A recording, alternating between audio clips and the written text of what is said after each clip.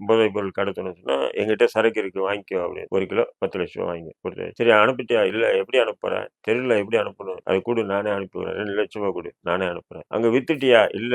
ஏன் விக்கல? ஆள் இல்ல. குடு என்கிட்ட நானே நானே விக்கிறேன் நான். இது எப்படின்னு சொன்னா, சரக்கே இவன்து. அனுப்புறது இவனே. வித்து குடுக்குறது அவனே. லாபம் மட்டும் உங்களுக்கு வரும். ஆனா மாட்டுச்சுன்னு சொன்னா, உங்களுக்கு நஷ்டம். மாட்டலன்னு சொன்னா உங்களுக்கு லாபம். லாபம். ஆனா இவன் நெனச்சான்னா, உங்ககிட்ட இல்லாம அவனே நேரடியா அனுப்பலாம். பட் இவன் என்ன பண்றான், ஒரு மிகப்பெரிய ஒரு இத நெட்வொர்க் நெட்வொர்க்க உருவாக்குறான். அதாவது தனக்கு மேல இப்படி இருந்தா தான் பசங்க வந்து சம்பாதிக்க விடுவோம். அப்பதான் நம்ம சொல்றத கேட்பானுங்க. அப்போ இதுக்கு ஆளும் தேவை. இங்க போ, அங்க போன்னு சொன்னா டக்குனு ஆள் தேவை. அப்போ அவன் சம்பாரிச்சா தான் நம்ம சொல்றத கேட்பான்றதுக்காக, இப்போ என்ன ஆயிடுச்சுன்னா, 1 கிலோ வந்து பார்த்தீங்கன்னு சொன்னா, ஆஸ்திரேலியாவுக்கோ, நியூசிலாந்துக்கு போயிடுச்சுன்னா, குறைஞ்சது அந்த நபருக்கு 10லருந்து 20 கோடி ரூபாய் அவனுக்கு கிடைக்குதுன்னு சொல்லும்போது, சின்ன வயசு. டக்குனு பார்க்குறேன் திருவல்லிக்கேணில வீடு வாங்கிறான். மண்ணடியில வீடு வாங்கிறான். எப்புட்றா வாங்குனான்? பிசினஸ் பண்றாரு வெளிநாடு, உள்நாடு. எல்லாம் இந்த போதை வஸ்து கடத்தல் தான்.